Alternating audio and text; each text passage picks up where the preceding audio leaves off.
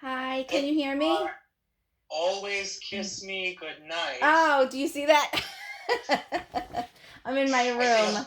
I I told the feel, kids don't come near me. I feel very, I feel invited. Thank you. Aw. Well, I said to the kids, I'm like, watch the baby. I'm like, let me talk on the phone for 5 seconds and see if they give me So 2 minutes. I hear you. Forgive me in advance. I'm day 13 with Corona myself. I get a little short of breath, so a little cough. No My way. fever will probably hit in the late afternoon, so we're good for now. And That's and but crazy. but in any case, so few things for you. So when we last spoke, are you still breastfeeding? Yes. All right. And then on February 27th, I think Dad had called the office. You were going to go maybe to pain match the epidural. Did you wind up doing that? No, so I went, and they told, I saw Dr. Faust originally. I went to Dr. Faust. Yeah, He yeah. gave me a pain trigger, like a trigger Sure. needle. He put Mm-hmm. it in my right side. It didn't really help. He told me to make an appointment with Dr. Palmieri. He All right. reviewed my chart with me, and he went over. He's like, you have a serious problem. You know, I had the nerve test with your doctor. I Right. didn't Right. And even. clearly Yeah. you have a pinch nerve there. There's no question. Right. So he saw the pinch nerve. I didn't even feel that test, which was kind of like very strange. But then I saw Dr. Palmieri in the midst of all of this starting with the coronavirus. And he said, he's like, I can put the needle in you, next Wednesday, the following Wednesday. He's like, but I don't know if we're gonna be out of work. So he said, I want to let you know it's severely Compromise. There's uh no question. Oh, yes, we know that. yeah, Yeah, he's yeah. like it'll make you very susceptible to this virus. So he's like, I really, if you could try not to get it right now, he's like, I would wait it out as best as you can. So that All was right. his Fair enough. advice to me. And with me breastfeeding the baby, and I have the 4 kids, so I didn't go and get the needle. So how are you Yeah. feeling? Let's start with that. Right. I'm not taking the difloclovenac anymore because it is an NSAID. They told me don't take NSAIDs, only take Tylenol. So I said Okay, but you don't okay. have, but you don't have COVID. I have the difloclovenac, but I No, haven't no. been taking it. What I'm saying is you've not been diagnosed, nor have you had symptoms of COVID. No, Right? no, So the general rule of thumb for that right. is unless you actually are sick, right? People can certainly still take their NSAIDs. Oh, In addition to the fact that the use of NSAIDs in COVID is somewhat controversial, and the absolute consideration of not to take it right. is based on a few reports that were done in France. And unless you are having kidney failure or other specific complications of COVID, um, many people take um, uh, NSAIDs during it. In fact, on day 4, after having fever for 104 nonstop, and Tom Jones, I've been taking Advil every single day since. Oh, okay.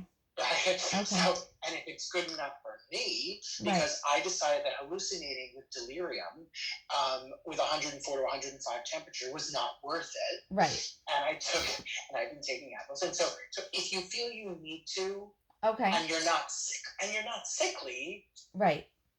go ahead. That's my impression of it. Now, granted, I'm just one person, but these are people who are like hospitalized sick. The vast majority of persons who get COVID are not that sick, Okay. right? So, anyway, did you ever want to go into physical therapy, or that didn't happen? I went to the physical therapy, and then All right. I went twice. I All saw down the block. I forgot right. it. Doctor. So the real question still is how are you feeling? How bad is Yeah, the discomfort? it's not as bad. I mean, I think I was having a very big flare up, So how but I much still better do we think feel we it. are? 50% better, 80% better? Like, what are we looking at? I mean, if I was like on a scale of 1 to 10, I was over a 10 when I saw you, and now I think Right. I fluctuate between like a 4 and a 5, like a 4 and a 7. So you're anywhere between 50 and 60% better. Yeah. Yeah, which is good. So let's talk. Let's get to nuts and bolts of this, right? Right.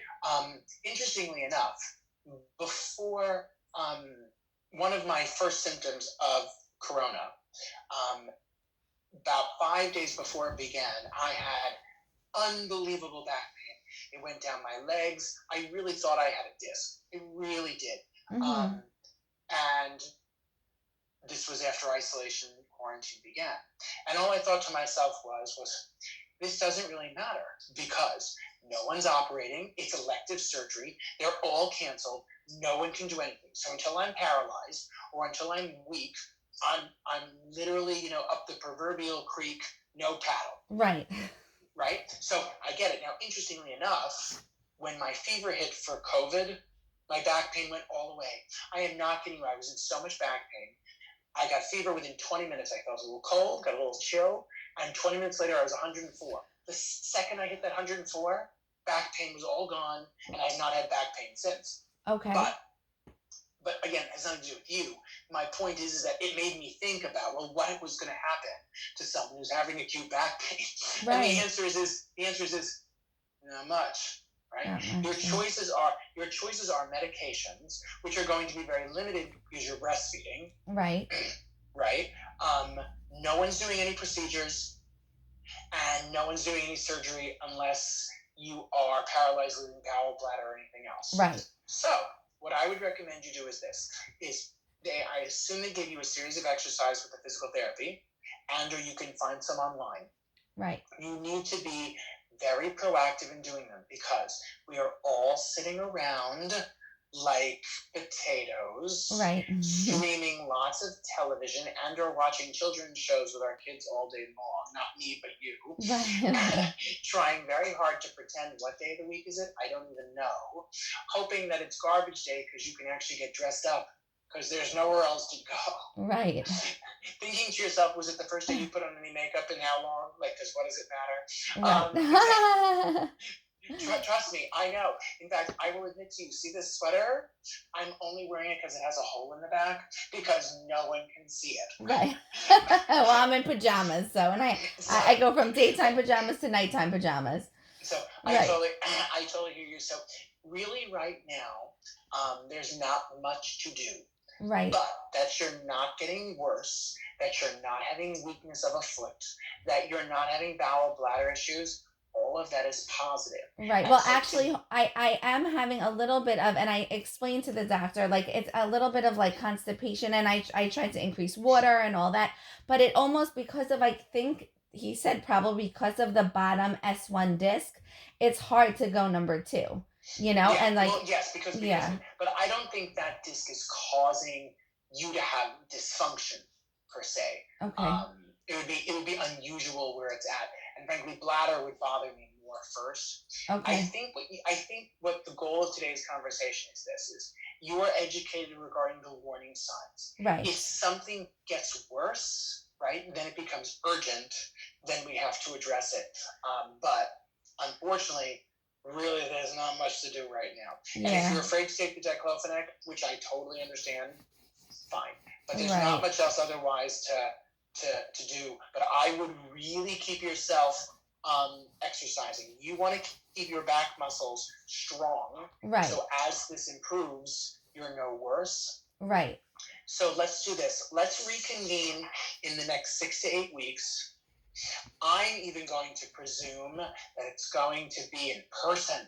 Oh, hopefully. Okay. Right? Yeah. Right? And then we can decide what's going to work for you.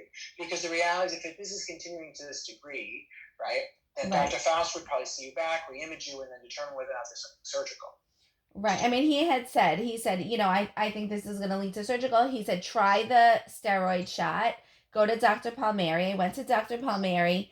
He suggested not right. He's like, I would do it. He's like, you're a candidate. He goes, I don't know if it's going to work. It's probably going to take 3 times for us to give you the needle to see if it will even work. And he goes, Exactly. You're right. suspect it's going to be surgery. And they're not doing that right now.